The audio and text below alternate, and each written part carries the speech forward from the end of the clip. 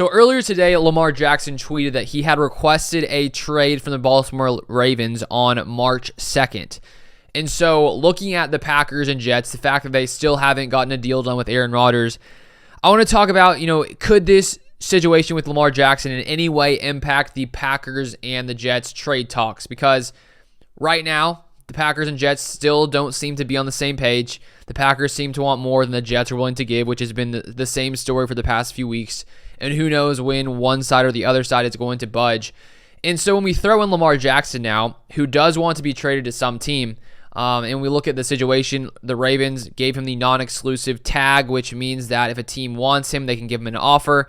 If the Ravens don't want to match that offer, the team receiving Lamar Jackson would send the Ravens 2 first-round picks. So basically, you'd have to give Lamar Jackson an offer, and then the Ravens would have to either match it or not match it, and they would receive 2 first-round picks if the other team, decided to make that offer for Lamar Jackson.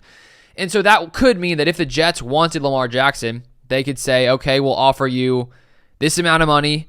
If the Ravens don't match that offer, Lamar Jackson will go to the Ravens for 2 first-round picks. So then you look at Aaron Rodgers, and you look at what the Packers are trying to get for Aaron Rodgers, which right now, from the reports, who knows if they're all accurate, could just be rumors, but it seems like the Packers want the Jets' first-round pick, which is number 13, and potentially more, so maybe a second or a third.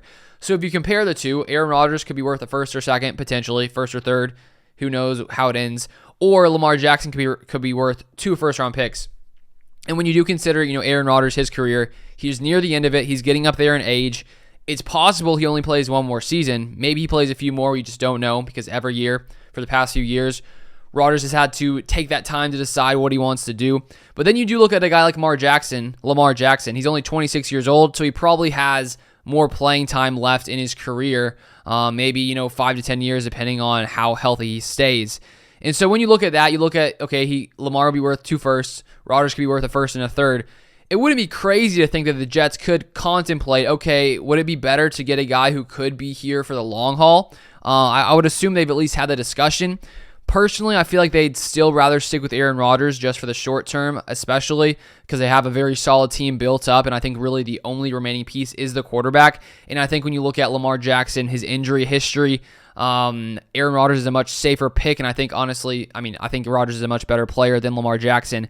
And I think Lamar Jackson can get it done in the passing game, but he is mainly, he's very dangerous when it comes to the running game as well.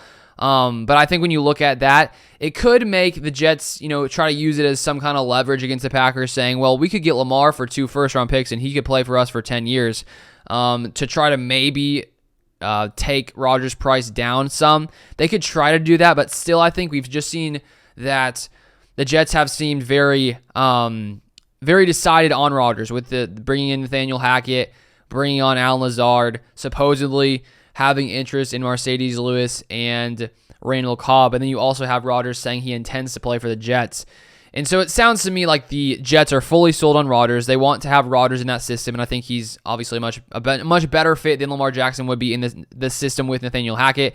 And Rodgers already has that relationship with Nathaniel Hackett. So I feel like the only reason the Jets would try to sort of use this for their benefit would be to try to decrease Aaron Rodgers' trade value, because they could tell the Packers, we could get Lamar, who could be here for a while. They would have to pay him a ton of money, and it seems like, so far no team has, there's been no reports of any team trying to trade for Lamar Jackson, which could mean that no team wants to pay him whatever money he thinks he's worth, because he wants a ton of guaranteed money, which I think when you look at his injury history, no team right now up to this point seems to want to be willing to pay him that whatever amount he wants, which I think is sort of holding him back. And I think that to pay a guy a crazy amount of money guaranteed who has missed a good amount of games the past 2 seasons and is prone to more injury risk because of his running ability, it is really risky to give a guy a crazy amount of guaranteed money. So I think in the end, I think the Packers and Rodgers, or the Packers and the Jets, still get a deal done, but it does make you at least wonder if Lamar Jackson and his value of 2 first-round picks could change things. Maybe it could. There's a possibility that maybe it changes things in the trade talks, but at the end of the day, I think the Jets are sold on Rodgers, and I don't think Rodgers would like it if the Jets, started talking with Lamar. He may not feel valued, you know what I mean? So we'll see what happens here. We'll see what happens with Lamar as well as the Packers and Jets. But that is all I have for this video. If you guys would like to stay up to date with Packers content, feel free to subscribe for Packers news, all things Packers. Feel free to subscribe down to the channel down below. But that's all I have for this one, and I'll see you guys next time.